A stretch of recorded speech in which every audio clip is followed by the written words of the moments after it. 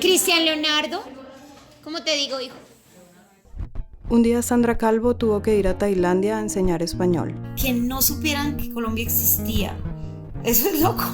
O sea, buenas, vengo de Colombia. ¿Colombia? No solo les mostró el país en un mapa, sino que se los dio a probar en unas empanadas. Había un colombiano que hacía comida allá y yo lo contacté y le dije, mijo, venga, tráigase algo de lo que usted hace acá y se la damos a los chicos. Y vivió en carne propia el respeto y la veneración que los tailandeses expresan a sus maestros. Que el maestro sea tan sagrado para ellos como sus padres, eso es una cosa de otro mundo, de veras.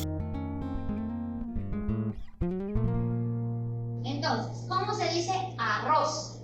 Jao. Blanco. Pero lo más importante de todo, un día estuvo de pie frente a ese mar paradisíaco de Tailandia, en una playa solitaria con un paisaje inverosímil, y entendió que estaba recibiendo una recompensa. Para mí, es como el premio. Yo decía, Dios, cuando estaba un día que estaba en una playa y en mar limpio y sola, y yo miraba por todo lado y yo decía, y miraba al cielo y decía, aquí este es el pago, esta es la recompensa a tantos años de tristeza, de dolor, de lucha. Es como no lo pensé, ni siquiera lo pedí. Es como que te pasas. Decidimos empezar esta historia con el viaje de Sandra Calvo a Tailandia, y en particular con esta escena frente al mar, que no es el comienzo ni el final de su relato, sino que es más bien como un punto donde toda la narración se eleva y se alumbra, y eso lo entenderán en unos minutos. Lo que pasó antes, porque ese momento ya lo entiende como una recompensa, y lo que pasó después, quién es Sandra hoy, es lo que aquí les vamos a contar. Una historia como pocas de una mujer que se ha levantado de la nada varias veces en la vida y que ha logrado llegar a todos sus destinos. Yo soy Paola Cadena y esto es Recordarte, un podcast donde la vida es una historia y la voz el acontecer sonoro de la memoria. Mi nombre es Sandra Yanider Calvo Murcia. Nací el 7 de enero de 1981. Nací en Muso, Boyacá. Siempre digo que es el lugar donde nacen las mejores esmeraldas y las mejores profesoras del mundo. Viví en Muso hasta los 8 años. Viví con mis papás. Mis papás, mi papá especialmente, trabajaba en las minas de esmeraldas. Tú sabes que son muy famosas y que a eso especialmente se dedica la gente. Y pues nada, él era un jovencito con su hermano. Trabajaron primero en el campo, sacando mandarinas, naranjas, plátano, yuca y llevando todos esos productos a la mina.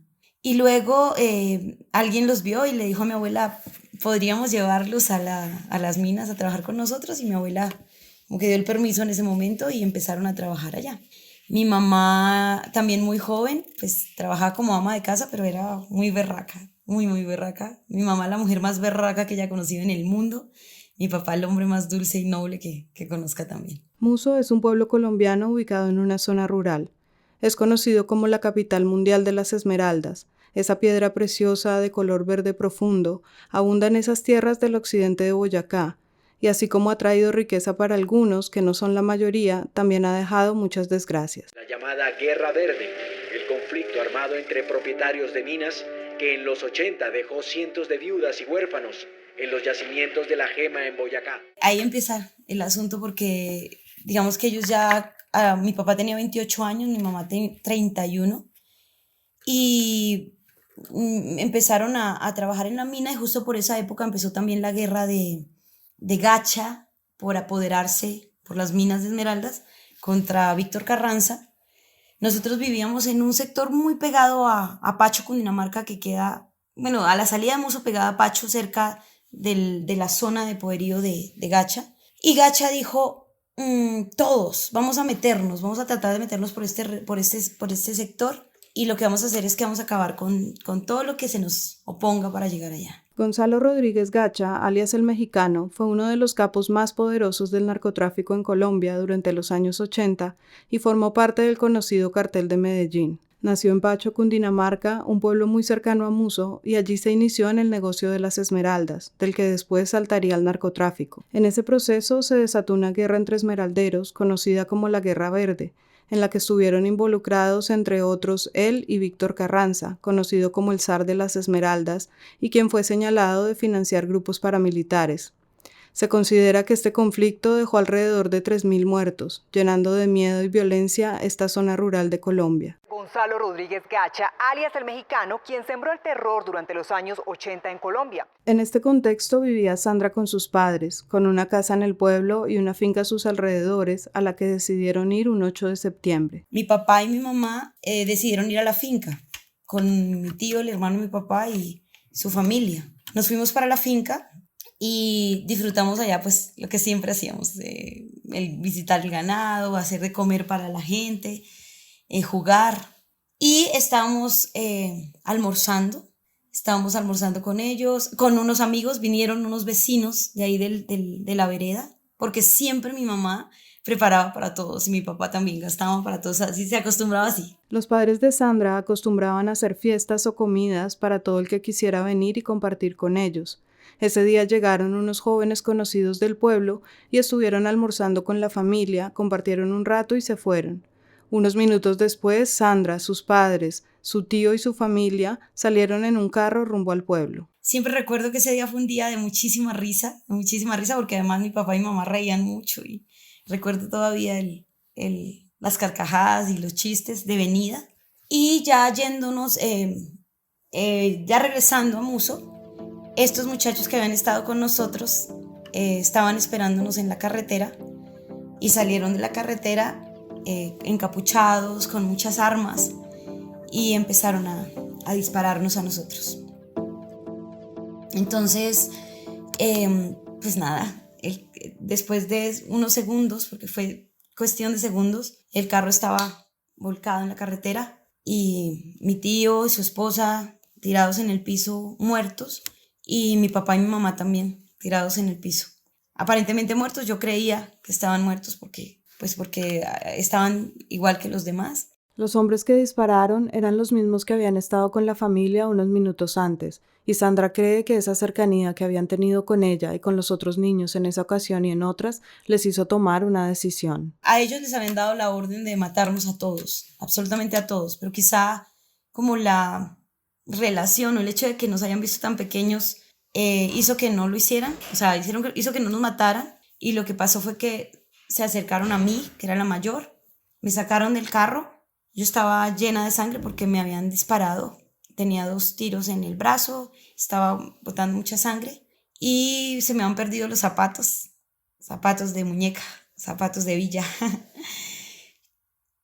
Y me dieron a mis primos en los brazos, me dieron a mi primo y a mi prima para que los tomara y me dijeron váyase. No voltee a mirar y no diga nada porque la matamos. Y váyase. Y pues en ese momento, pues después de ver la escena, de ver a mis papás en el piso, de no poder hacer nada porque era muy pequeña, tomé a los niños y me fui. Como en las películas, cuando detrás está la escena del fuego y de todo destruido y tú caminas hacia adelante y no volteas a mirar. Se lleva con ella tal vez uno de los recuerdos más duros que puede cargar la memoria de un ser humano, pero no solo carga esa escena en su cabeza, sino que más bien decide quedarse con la imagen viva de sus padres, de la mujer que le enseñó a ser fuerte ante cualquier situación. Yo soy hija de una mujer valiente, la vi muchas veces en el medio de la guerra metiéndose una pistola entre los calzones para defenderse en el momento que tocara, la vi a ella caminar descalza por entre el campo, yendo a recoger yuca, sacar la yuca, la vi matar serpientes con su machete y salir adelante. Entonces yo siempre la vi muy fuerte. Esa madre que cultivó en ella una vocación. Mi mamá me hizo la mejor maestra que pudo, aún en su ignorancia, porque ella no tenía estudio, digamos, ignorancia académica, pero ella me enseñó a jugar Yo era la profesora, siempre fui la profesora de las matas, de los animales, de las gallinas, de los perros. Jugábamos a subirnos a las matas a bajar mandarinas. Me disfrazaba todo el tiempo, me dejaba maquillarla y nos embadurnábamos de maquillaje y jugábamos a disfrazarnos. Entonces ella me hizo una excelente maestra y una maestra muy lúdica. Ahora que hago cosas en el colegio, siempre me acuerdo de mi mamá, ella fue la que hizo eso. Y un padre que a través de la ternura se aseguró de que siempre se sintiera profundamente amada. Y mi papá fue el hombre más dulce, mi primer amor. Entonces siempre llegaba y mi cabello es como el vínculo entre ellos y yo, porque mi mamá siempre me lo cuidó muchísimo, me puso muchas hierbas y cosas naturales. Entonces un cabello muy sano, muy liso, muy bonito. Gracias a mi mamá y mi papá, este cabello era como su adoración. Entonces es la indígena de sus amores. Entonces siempre hay como un vínculo con el cabello, precisamente por eso, porque mi papá llegaba a la mina cada 20 días y llegaba a ver el cabello de su niña, y a peinarme, y a sentarme en sus piernas y a amarme. Uno escucha el relato de Sandra y se pregunta con qué fuerza se levanta una niña de 8 años con heridas de bala, con un bebé en brazos y un niño de 5 años tomado de su mano, dejando atrás sus padres asesinados. ¿De dónde sale el valor para dar un paso y caminar sin mirar atrás? Lo que pasa es que el mismo contexto hace que las mujeres museñas, yo siempre he creído eso, yo creo que nosotras en herencia recibimos de los indígenas, nosotros somos descendientes de los indios musos, que por historia son los indios más valientes, también bélicos, como los más guerreros. Yo creo que por una parte es eso, yo llevo esa sangre de valiente que también me heredó mi madre, mi padre y mi madre, pero especialmente mi madre, incluso mi abuela, y digamos que en nuestro pueblo, por la misma guerra, por la misma situación de violencia, nos tocó ser fuertes, por las buenas o por las malas. El asesinato de sus padres no era, desgraciadamente, la primera escena de violencia que Sandra presenciaba con apenas 8 años. Antes de esa situación, ya había habido, o sea, nosotros veníamos de la guerra, de la Esmeralda, todos estos años anteriores. Muchas veces nosotros en Muso vimos personas caer o simplemente estar reunidos en una tienda y después de salir de la tienda, estar en la tienda de un momento a otro, escuchar una balacera, y terminar la balacera, salir a la calle y ver a la gente botada en el piso. Y ver madres que ven a sus hijos, a sus esposos ahí, esposas a sus esposos, niños a sus padres, y tener que seguir la vida, porque no hay de otra. Era un convivir constante con una guerra que no les pertenecía, pero de la que no era posible escapar porque penetró todos los rincones de la región y a todos los habitantes por igual. Niños o viejos, todos eran testigos de la tragedia. Todos los días en la mañana los niños corrían a la morgue a ver quién había muerto, a ver quién había aparecido allá, porque ya se volvió un sitio de guerra y era un sitio en el que la muerte era una especialidad. Entonces, por ejemplo, cuando empezó Gacha a pagarle a estos muchachos y a muchos otros para matar a los que hacían parte de la mina, las muertes eran horribles, o sea, era de no me importa llegar a su casa, encontrar al esposo y decirle salga acá y matarlo frente a su esposa y a los hijos. Y después lo que viene después, que es la venganza, ¿no? Es ojo por ojo, diente por diente, la ley del talión, el que hierro mata, hierro muere.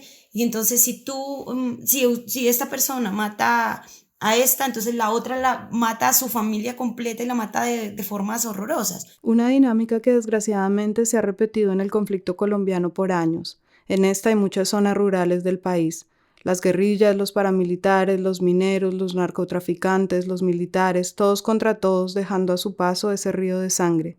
Esta vez le tocó la tragedia a la familia de Sandra, y ella no tuvo otra opción que hacer lo mismo que han tenido que hacer muchos, levantarse y caminar, dejando atrás sus muertos para intentar salvar su propia vida. Camino un poco hacia adelante porque toca, no hay de otra.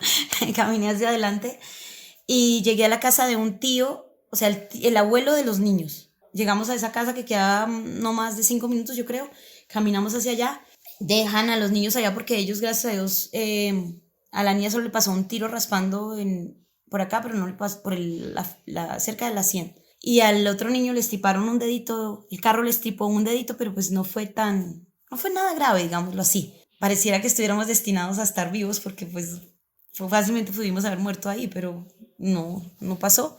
Entonces yo quedo, o sea, me llevan a mí porque estaba herida en un caballo y me llevan a la casa de un primo que tenía carro y en ese carro me llevan al pueblo para llegar al hospital. Mientras ella era atendida por los médicos, sus padres seguían en esa carretera. Mi mamá, que estaba viva, después supe que estaba viva, se levanta, camina un poco, quizá inconsciente, o sea, con el sentido perdido porque estaba herida, muy herida, y camina y ella se rueda un poco, se cae por la montaña y se desnucó. Mi mamita se desnucó. La encontraron como 2, 3 días después y descubrieron que había estado viva más tiempo y que se había desnucado. E igual que ella, su padre tampoco murió instantáneamente, pero no hubo auxilio oportuno que le salvara la vida. Allá no podía llegar la policía porque, digamos, como que era un acceso prohibido para ellos porque él tenían el poder los de arriba. Entonces los amigos de mis papás caminaron y los buscaron, cuando se enteraron, lo buscaron, perdón, y encontraron a mi papá vivo. Mi papá caminó unos pasos, preguntó por nosotras y murió. Entonces podrían estar vivos, pero pues no tenían que estarlo ya. Y nada, después ya llegamos al pueblo, me sacaron la bala, después de unas horas llegaron los cuerpos de mis papás, pero pues nunca me dijeron que estaban muertos. Y ya, después los enterraron. Yo nunca vi a mis papás muertos, gracias a Dios. O sea, en ese momento, digamos que me quedo con la idea de que los vi aún caídos, supe que estaban vivos. Y me alegra no haberlos visto muertos porque tengo el recuerdo más hermoso de ellos en vida, o sea. Sandra fue hija única, y por eso mismo tuvo siempre toda la atención de sus padres. Dice ella que fue princesa hasta los 8 años y cenicienta de ahí en adelante por todo lo que vino después.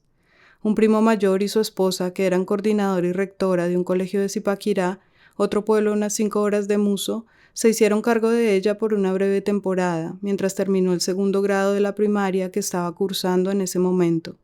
Después de eso tuvo que irse a vivir con su abuela paterna, que había comprado una casa en Bogotá, pues también tuvo que salir huyendo del pueblo amenazada. Pero ahí empieza la historia más fuerte, más dura, quizás los años más difíciles de mi vida, porque mi abuela pues era una mujer que ya había aprendido a ser, ya tenía en ella mucha dureza.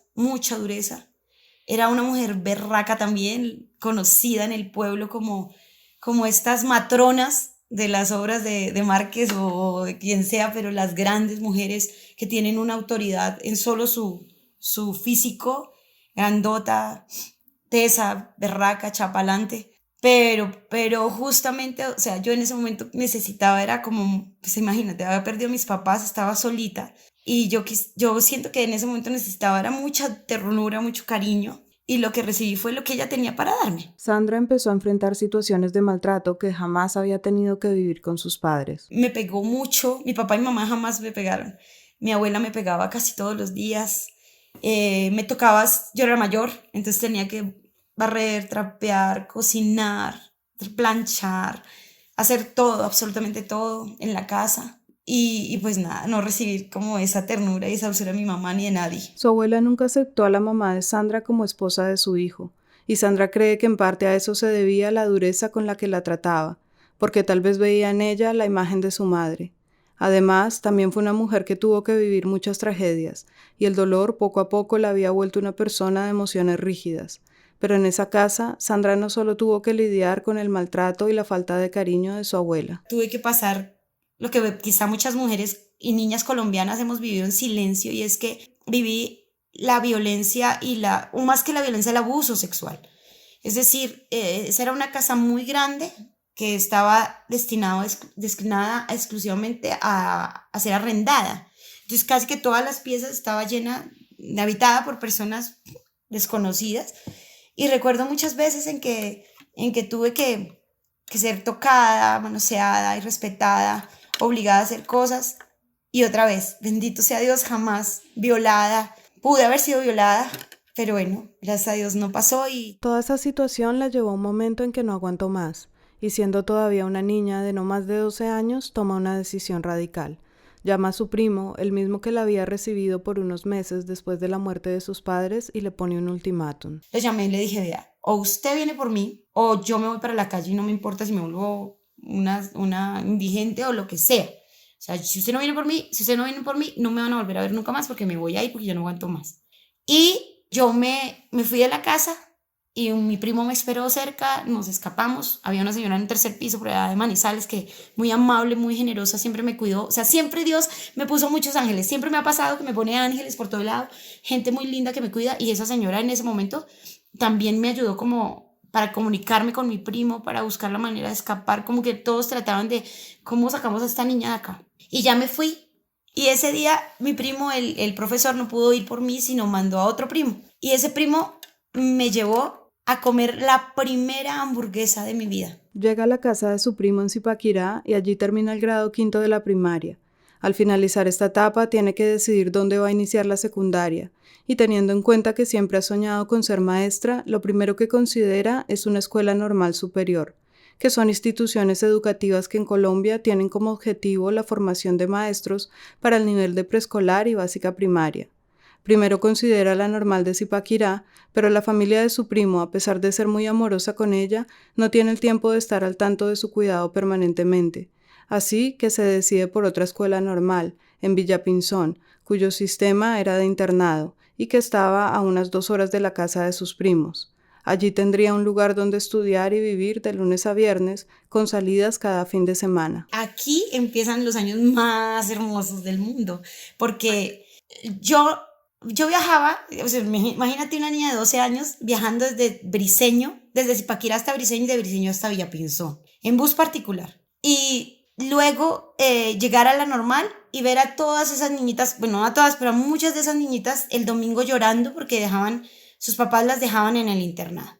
Y yo al revés, esta es mi casa, o sea, esta va a ser mi casa, este es mi hogar. Entonces yo era feliz, yo llegaba los domingos así, ¡buah! O sea, con los ojos brillantes y la sonrisota. Y ahí empezó una parte linda de mi vida porque, claro, yo siempre he sido muy sensible y creo que, pues, debido quizá a mi historia, yo empecé a recoger a esas niñitas y entonces yo les decía, no llores, ya el viernes van a llegar tus papás otra vez, párate, vamos a jugar. Entonces ya recogía una, recogía otra y resultábamos un montón allá jugando. Entonces cada domingo era como esa cena, ya nomás vamos a jugar. Y los viernes era al revés, el viernes era muy duro porque con el tiempo, a la medida que iba creciendo, pues ya mi familia en Zipaquirá pues estaba en sus asuntos y era como si no quisiera salir de allá, era como mi lugar bonito. Como ella lo dice, la normal se convierte en su casa y sus compañeras y las monjas en su familia. Las hermanitas siempre me querían mucho, ellas creían que yo iba a ser monjita, entonces me llevaban para todo lado, a rezar rosarios, a misas, y yo iba para donde fuera. Me llevaban por allá a sus casas de postulantado y de novicias, bueno, muy bonito, igual era bonito.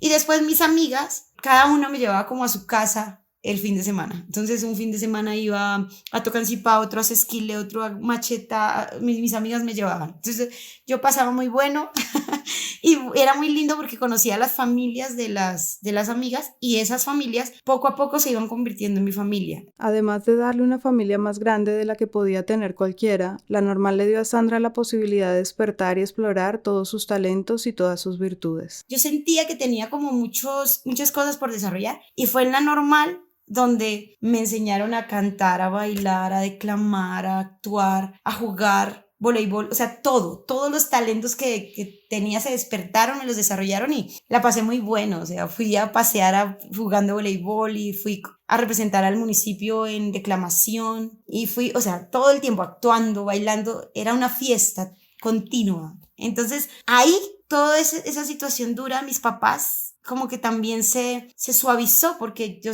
solo recibí amor, mucho amor de mis compañeras, de las directoras internas, de las hermanas, de las familias de mis amigas. Digamos que no fue eso me hizo mucho bien en la vida. Cuando empezó a descubrir su capacidad de liderazgo, Sandra se postuló a la personería estudiantil en la normal y ganó con grandes ventajas sobre sus oponentes, y ese rol hizo que la empezaran a notar tanto dentro como fuera de la escuela. Fue por esto que al terminar su secundaria fue invitada por la arquidiócesis a unirse a la pastoral juvenil durante un año misionero. Este grupo sería ahora su nueva casa. Y yo empecé a estar en ese grupo y listo, ya la normal había hecho mucho trabajo y entonces ellos ahora lo que hacían era enseñarme mucho más, enfocarme más a liderazgo en cuanto a hacer convivencias, a formar grupos de jóvenes. Somos católicos, católicos, entonces como enseñar a Jesús, pero de una forma muy juvenil, muy chévere. Y entonces ya me invitaron a participar en algo que se llama Año Misionero. Y el Año Misionero es donar un año de la vida de uno para ir por los pueblos y por los colegios y por todo lado como a enseñar a Jesús. Y pues yo no tenía para dónde agarrar, no tenía para dónde ir. Y dije, bueno, vamos a donar un año. Y me fui para allá y fue otra experiencia linda, porque es como formar todos esos talentos, pero ahora al servicio de una causa bonita. Después de terminar el año misionero, le ofrecieron quedarse trabajando con ellos en la pastoral juvenil y allí estuvo dedicada a viajar y a formar jóvenes y niños que continuaran luego con la labor. Todo este tiempo estuvo lleno de experiencias muy valiosas y de personas que le abrieron las puertas de sus casas y de sus corazones, y que le hicieron sentir que a falta de una tenía ahora múltiples familias regadas por los pueblos de su región. Ese fue el caso de un hombre mayor que la recibió en su casa durante una de sus misiones. Él era el creador del Carnaval de Pericles que se celebraba en su pueblo cada año, y era quien componía las coplas del Testamento de Pericles que ritualmente se leía al terminar cada carnaval. Entonces él me empezó a contar su historia y yo le dije, con que muchas coplas, listo, pues lo reto, usted me echa una copla, yo le echo una copla. Pues siempre he sido muy habilidosa en eso, por eso estudié español. Entonces jugamos a que él me echaba una copla, yo le echaba una copla, pues nos dio como, yo no sé, nos dieron las 2 y las 3 y la madrugada y ya nos fuimos a dormir y el abuelito se levantó muy temprano y se fue al pueblo y le dijo al padre, padre, llévese la otra misionera, déjeme a esta. O sea, a mí, déjemela a mí. Eso manda a la otra por allá y déjemela a mí. Y el padre le dijo, no puedo porque ella tiene que ir a hacer un trabajo especial. No puedo.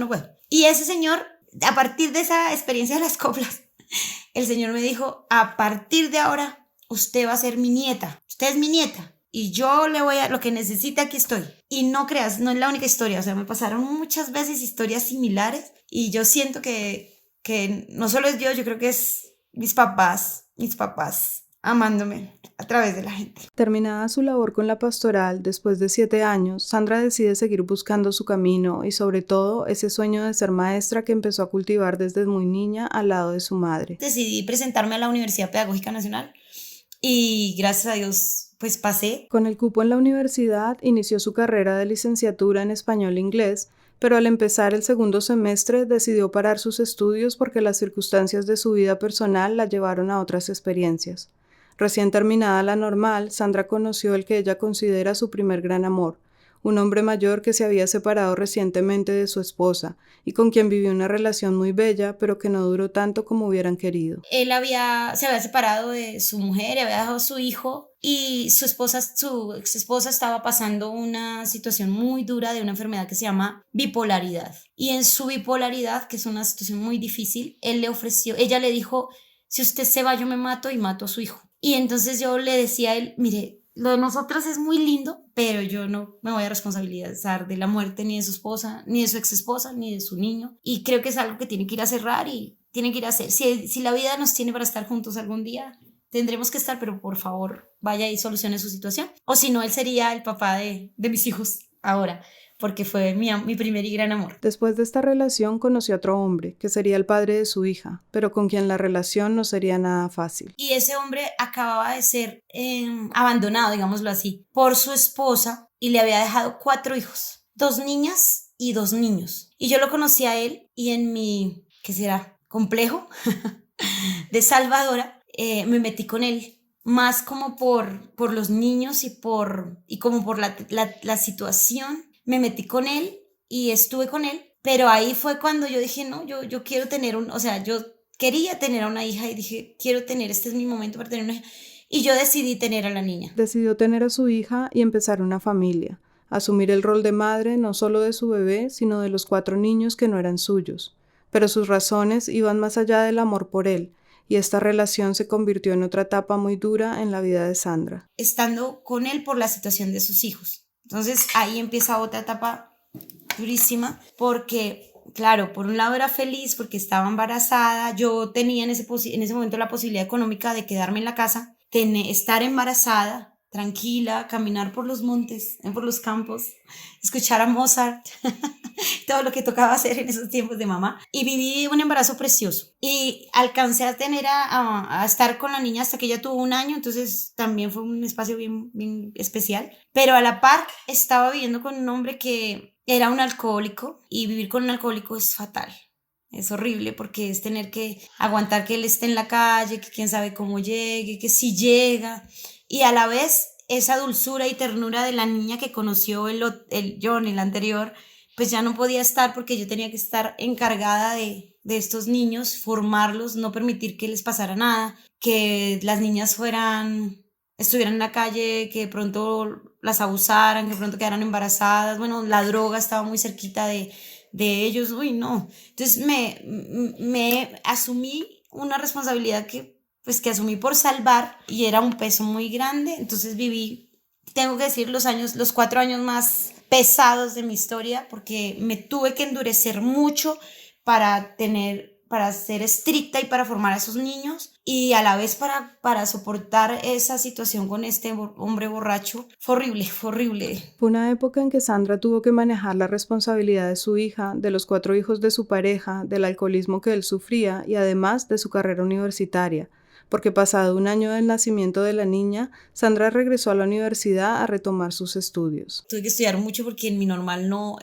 era excelente en todo, pero en inglés no teníamos un inglés muy bueno, y para pasar en la pedagógica tocaba saber al menos lo básico de inglés, y fue durísimo. Pero también lindo, o sea, otra vez, siempre hay que ver yo siempre me he especializado en eso. Eso también ha hecho que la vida sea un poquito más fácil y más bonita, y es que me especialicé en encontrar lo bello de las personas y de las cosas y de las situaciones. Entonces, por más difícil que sea, siempre he tratado de ver como lo bueno de cada cosa. Y entonces, por ejemplo, entrar a la pedagógica sin saber casi nada de inglés significaba estudiar como 3 veces más que mis compañeros, pero encontrar a la vez personas que eran muy tesas y que se acercaban para decir: aquí estoy, ¿qué necesitas? Yo te ayudo.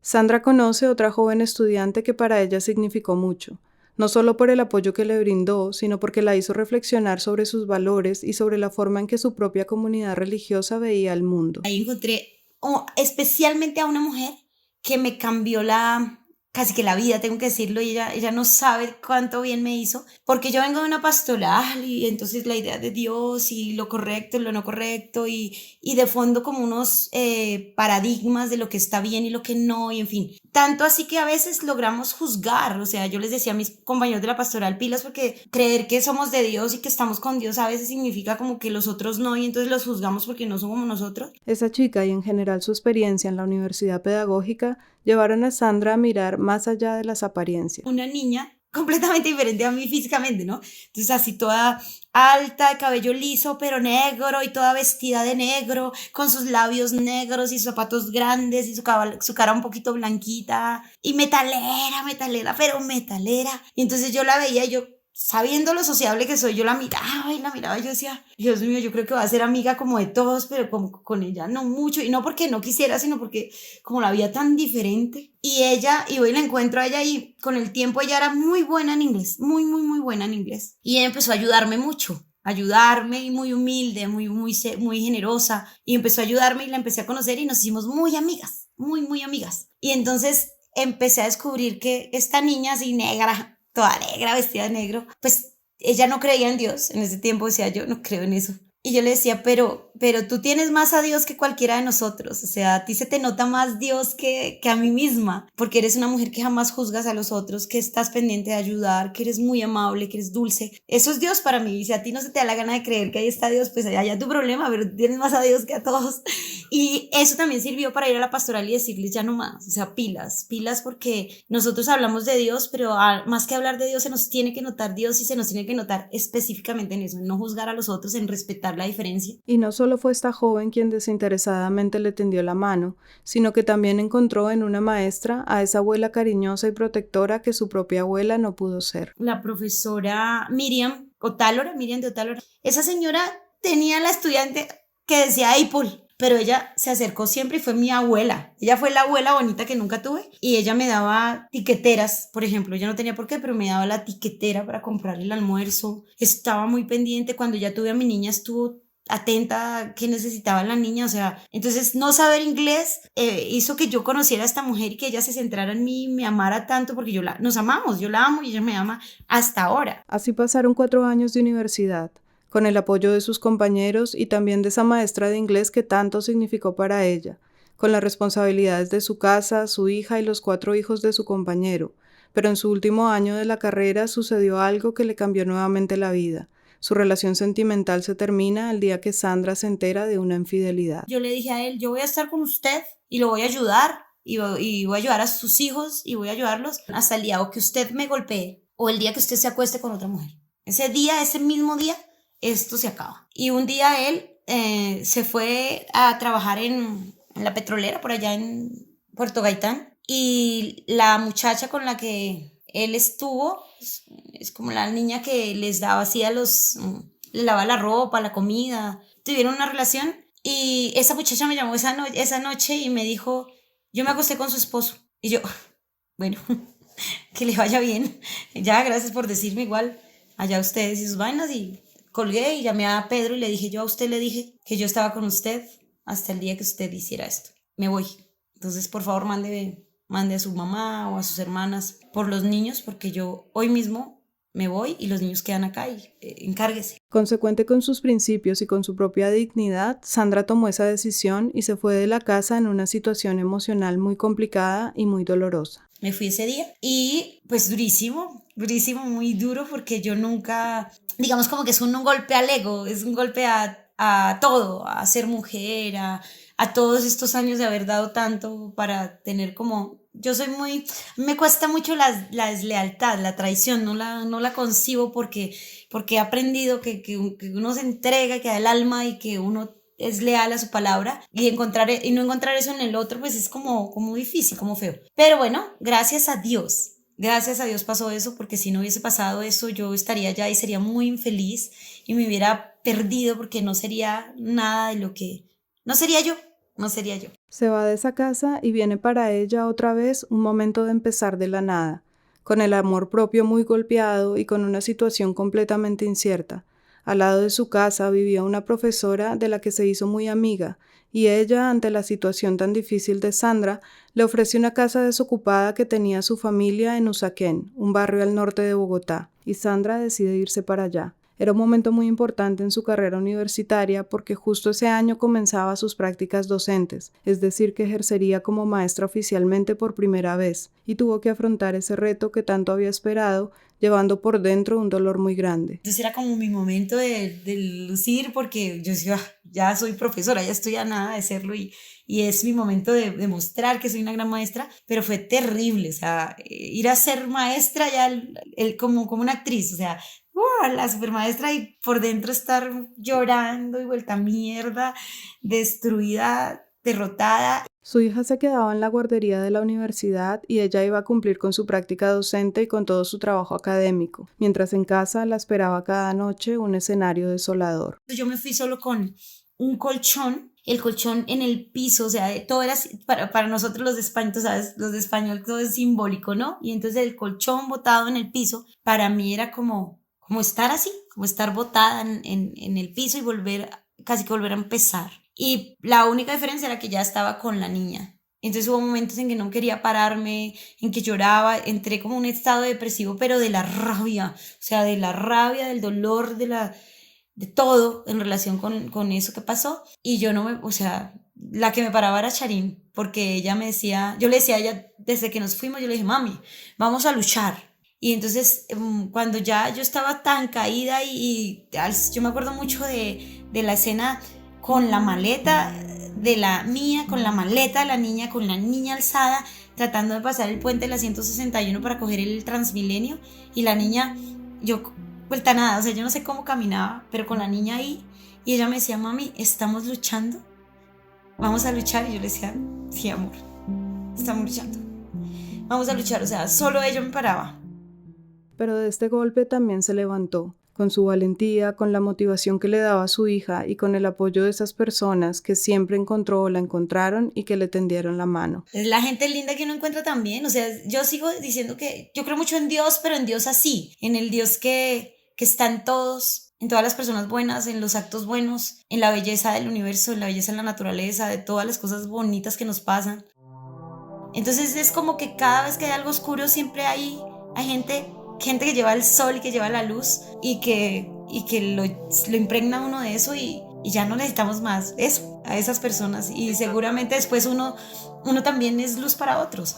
Después de terminar su carrera, viene el mundo laboral, ejercer finalmente esa profesión de maestra para la que tanto se había preparado, y llega en su primera experiencia a una institución privada, con estudiantes de clase media y media alta que venían de un mundo y una realidad muy diferente a la suya. Yo empecé a trabajar en un colegio privado que se llama San Fasón, en el norte, y allá conocí otra vez otros nuevos amigos, otra casa hermosa, niñas, otro estilo, porque es colegio privado, entonces yo no estaba muy cercana de esos procesos. Yo vengo más del campo, del pueblo, y soy más dada como a otro estilo de personas, pero eso que he aprendido en la pedagógica, o sea, nada de juzgar y simplemente conocer y aprender lo bueno de cada cual. Allí trabaja durante 3 años y conoce a un hombre, un profesor de ética y educación física, con quien inicia una nueva relación y con quien se casa un tiempo después. Con esta nueva familia conformada, dejan el trabajo los dos, pues consiguen una posición en los colegios públicos del distrito, y allí Sandra encontró el lugar en el que ha podido dar todo de sí misma como maestra, donde están los estudiantes que más la necesitaban. Yo soy la maestra que los niños pueden tocar, la maestra cercana, la que pueden abrazar, a la que pueden acceder, a la que pueden acercarse a ser ellos, a llorar, a reír, a lo que sea. Los principios de la felicidad y la excelencia. Muy bien. ¿Por qué se llaman así? ¿Quién me dice? Señor. Nos convertimos en la mejor persona y completamente muy bien, Steven. Y, por ejemplo, mi primera experiencia fue en un colegio acá en Usaquén. Creo que todo maestro debería pasar por ese colegio. O sea, es un colegio difícil, duro, recibe a los niños de 2 bandas muy fuertes en Bogotá, cada una ubicada en una de la parte ahora que se llama La Mariposa, cada una ubicada en una de las salas de La Mariposa, y de ahí empiezan a surgir un poco de historias de guerra, de pelea, de odio entre las familias. Saber que uno trabaja en el colegio donde habitan niños de los 2 bandos, y saber que en cualquier momento podrían matarse es tenaz. Saber que los niños míos viven en las ollas de droga, de narcotráfico, de las más grandes de Bogotá. Saber que hay niñas que están siendo abusadas, maltratadas. Niños, en ese colegio también recibíamos niños que estaban en una fundación porque han sido abandonados o violados, o eran huérfanos, o estaban en la calle. O sea, ser maestro de esa población es otro nivel. Vinieron muchos retos como maestra, muchas experiencias y en algunos casos también mucho dolor e impotencia al enfrentarse con situaciones llenas de violencia, abandono y sufrimiento de sus estudiantes, y ante las que ella no podía más que hacer lo poco o mucho que estaba a su alcance. Me conmovió mucho el asunto de saber que había niños que no comían nada durante el día, y en ese tiempo no estaba como muy activo el asunto de los refrigerios, y tener que jugar a inventarme estrategias para buscar la forma de hacerle llegar el refrigerio a alguien. Por ejemplo, yo me compraba empanadas y yo llamaba al niño y le decía, venga, ¿quiere? Tome. Y ya comí, tome, ¿cómo esta empanada? Y se la daba y por allá me iba y ya, como haciéndome la boba, sabiendo que ese niño no tenía nada más que comer.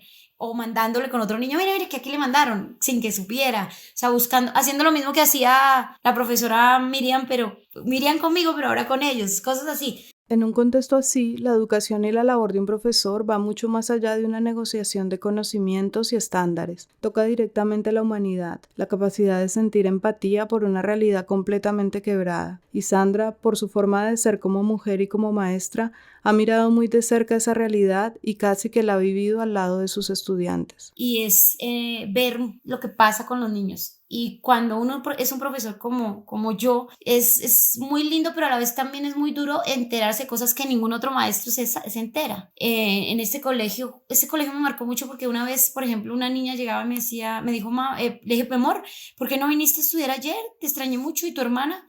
Y me dice, es que estábamos en la cárcel. Y yo, ¿por qué estaban en la cárcel, mi amor? Me dice, es que estamos visitando a mi papá porque está en la cárcel. Y yo, ay. Y yo preguntando por imprudente, le pregunté, ¿y por qué está en la cárcel? Y me dice, porque mató a mi mamá. Yo, Dios mío.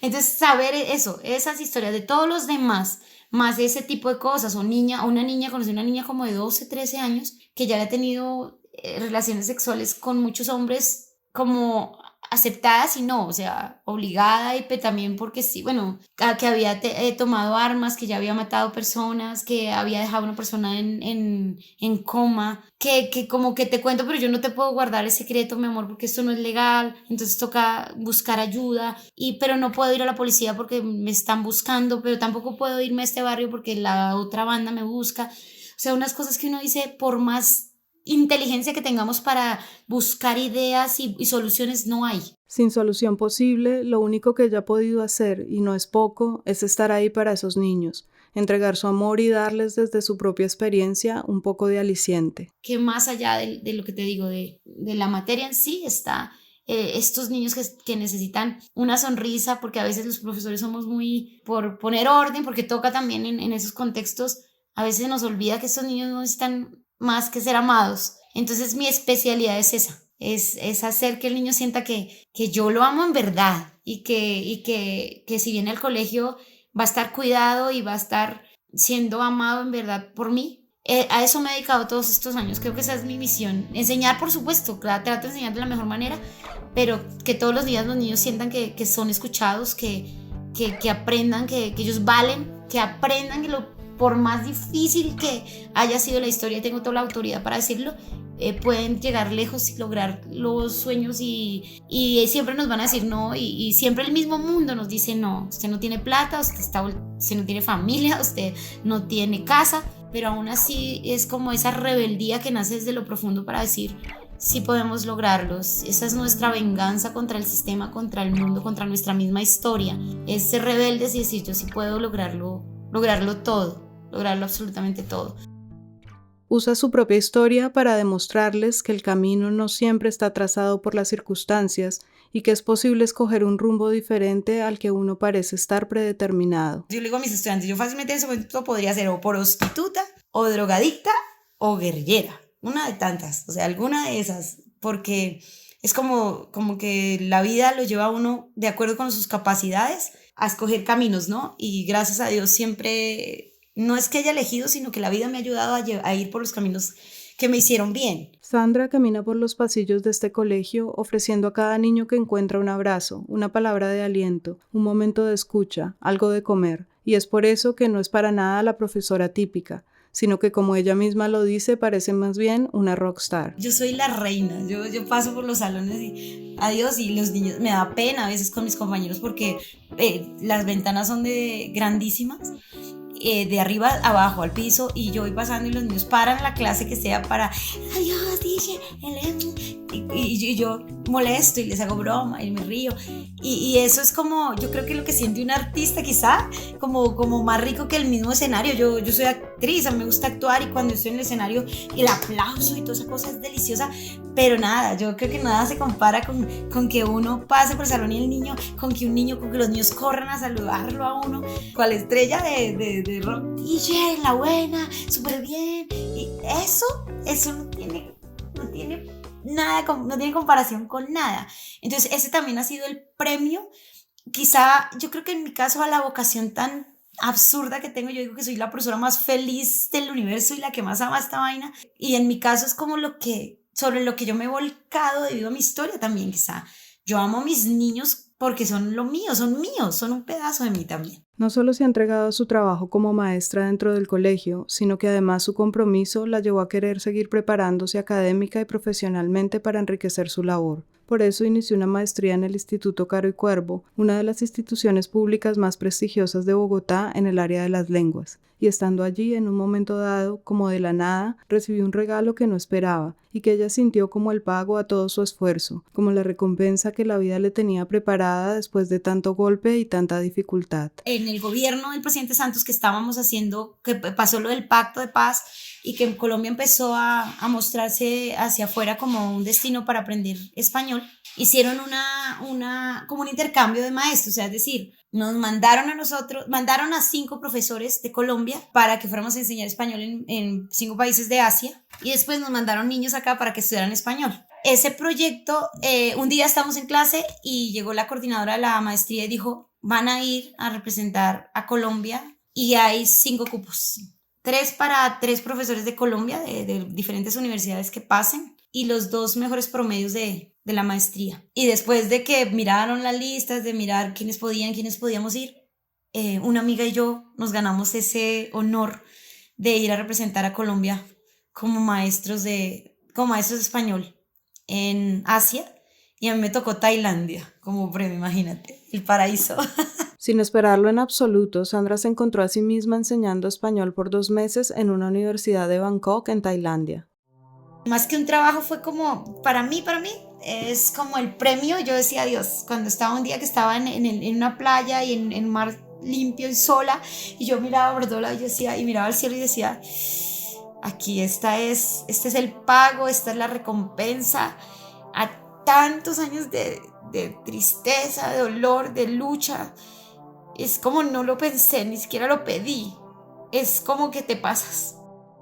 Ese momento no solo le dejó la sensación profunda de estar recibiendo una recompensa de Dios o de la vida por todo lo que había luchado y entregado, sino que también significó para ella cerrar un ciclo que, aunque había dejado en el pasado, siempre le causó temor. También es romper ya un poco la historia, ¿viste? Mi abuela vivió la guerra y perdió a su familia. Mi papá murió y ahí quedamos. Y yo seguía, y no creas, hubo momentos en que cuando cumplí 28 años decía, Dios mío, ¿y si me muero ahora? Como mi papá. Y no me morí, no fue el momento. Entonces llegué a los 31 y otra vez el miedo. ¿Y si me muero cuando tenía a la edad de mi mamá? Y no pasó.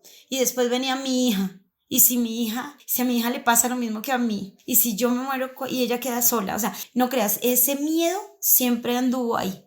Estuvo pendiente. Y hasta que no pasé, la niña no cumplió 8, yo ya dije, ya, aquí no, aquí es. Tengo que entender que aquí se acabó, que conmigo se acabó. O sea, que con la niña, conmigo, aquí ya no va a repetirse más. Que hay que cortar esa historia y que ya no tiene por qué ser así. Sandra asumió y declaró convencida que esa experiencia de dolor y violencia en su familia se había terminado con ella y con su hija, y así ha sido. Pero al parecer las heridas que nos deja el pasado siempre buscan una forma de manifestarse si no nos tomamos el tiempo para admitir que están ahí, para mirarlas de frente y sobre todo para reconocer de qué manera nos marcaron. Y ese proceso de confrontación y entendimiento lo tuvo que vivir no hace mucho tiempo, justamente durante la pandemia. Los 2 años pasados de pandemia fueron años durísimos, porque digamos que fueron 2 años que estuve salvando mi colegio, porque no, es como que tenemos un asunto con la coordinadora que no está haciendo su papel, entonces asume la líder, ¿no? El liderazgo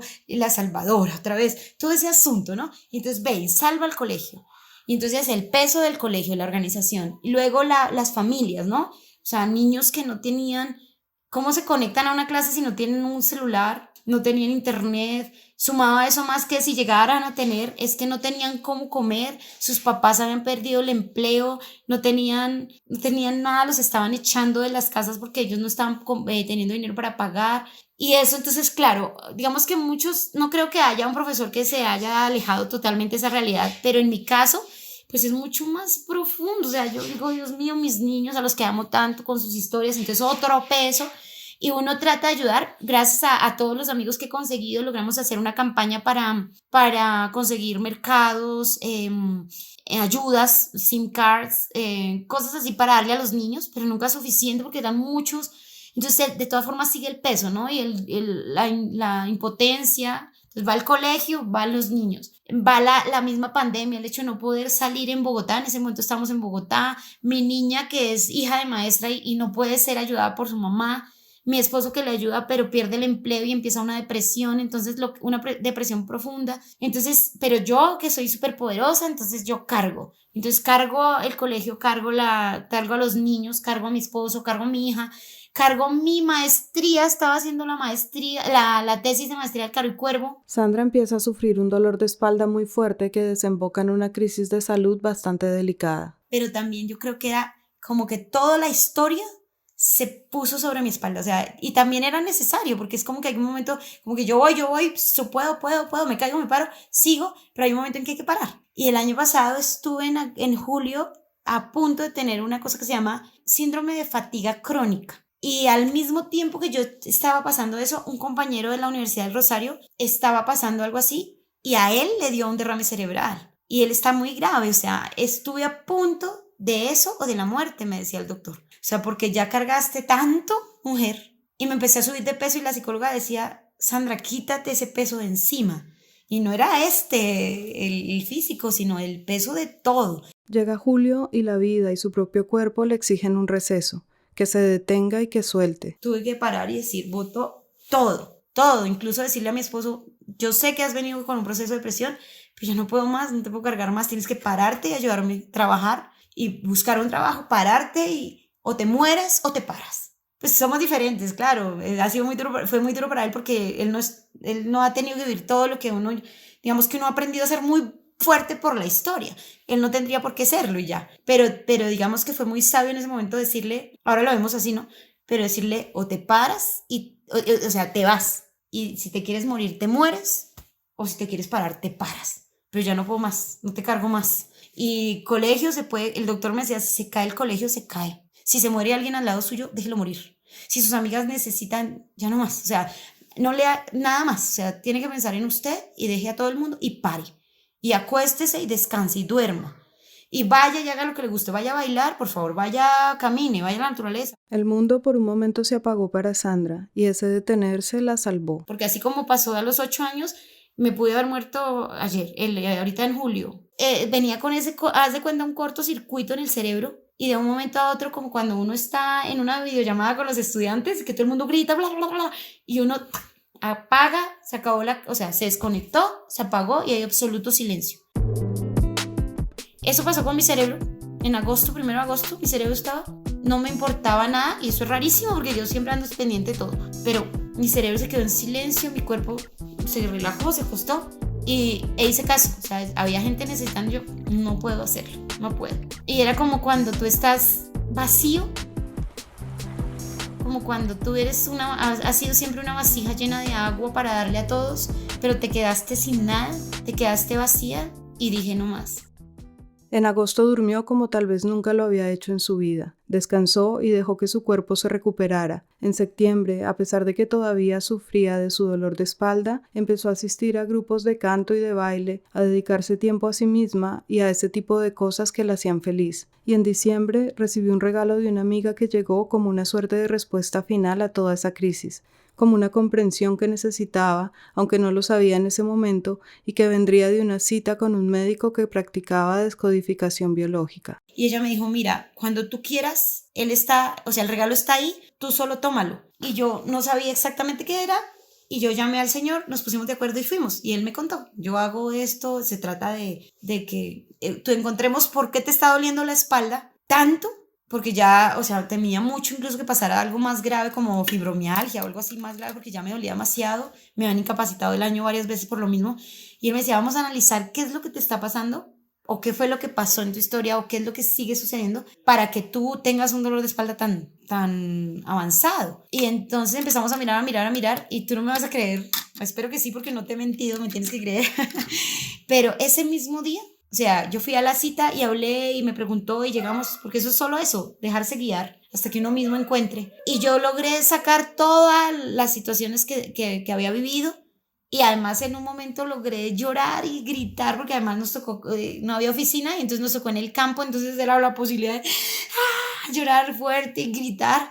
Después de ese día, porque duré como 3-4 horas, no sé, allá hablando con él, haciendo el ejercicio, después de ese día se me pasó el dolor de espalda. Y él dice eso, ¿qué hace uno en la espalda? Cargar. Tú has estado cargando todo el tiempo, ¿cómo no te iba a doler la espalda? Ya no tienes que cargar más. Libérate, o sea, límpiate de todo ese peso. Y de allá a acá, de ese tiempo acá estoy perfecta, o sea, y perfecta no solo físicamente, sino que volví a ser como la niña que conoció a ese muchacho de los 25, de los 26, así tal cual, o sea, me siento igual de llena de energía, de fuerte, de alegre, de pura, de transparente, o sea, todo otra vez. Y físicamente muy llena de energía. Ese regalo de su amiga, más que una terapia, fue para Sandra tal vez una de las comprensiones más importantes de su vida. Encontramos que esa escena, ese momento exacto en el que yo me paro, cojo los niños y me voy, pues me ha marcado absolutamente toda la vida, toda. Porque desde ahí me convertí como en una heroína de todos, como la salvadora de todos, y eso ha ayudado a que, eso me ha marcado para ayudar a mucha gente y querer ayudar al mundo entero en lo que puedo, a mi pedacito de mundo, pero también ha hecho que esté muy cargada y que crea que puedo con todo, y ha sido a veces muy duro. Ha entendido también que aunque haber perdido a sus padres siendo todavía una niña y de una forma tan violenta fue decisivo en su vida, también lo fue todo el amor que recibió de ellos en esos 8 años en que los tuvo junto a ella. Dios me regaló a mis papás los años que tenía que regalármelos. Duraron exactamente 8 años, que son los años en los que los niños necesitamos aprender, fortalecer nuestro intelecto, nuestro carácter, nuestra vida emocional. Sé que esos años eran duros, pero mis papás hicieron un trabajo excelente. Me amaron suficiente para yo poder sobrevivir esos años y los que vinieron. Con esa comprensión soltó el peso de su historia y su necesidad de echarse el mundo entero a sus espaldas, y ahora está una vez más en pie, lista para seguir la vida y agradecida por el futuro que ve venir. Lo que tuve de herencia lo usé para estudiar y creo que fue la mejor inversión, pero siempre uno quiere tener su casa y estamos a unos meses, 1 o 2 meses de que nos entreguen el apartamento que de fondos para la niña. Entonces este es el año, o sea, por eso digo que ya pasó, porque y ya estoy volviendo, porque viene el apartamento, va a venir el grado de maestría en este semestre también. Y de aquí en adelante la posibilidad, o sea, muchas más posibilidades de ser muy feliz y de ayudar a muchas personas, que es como mi deseo más grande. Cristian Leonardo, ¿cómo te digo, hijo? Este episodio fue producido por Paola Cadena, editado por Nidia Herrera y la música es de Mike Forrestel. Gracias por escuchar una historia más de Recordarte, este espacio donde celebramos la osadía de vivir y el necesario valor de contarlos. Si les gustó esta historia, no olviden darle clic a seguir en Spotify, Apple Podcasts, Google Podcasts o cualquiera de las aplicaciones en donde escuchen sus podcasts. También pueden seguirnos en Facebook, Instagram y Twitter. Hasta la próxima.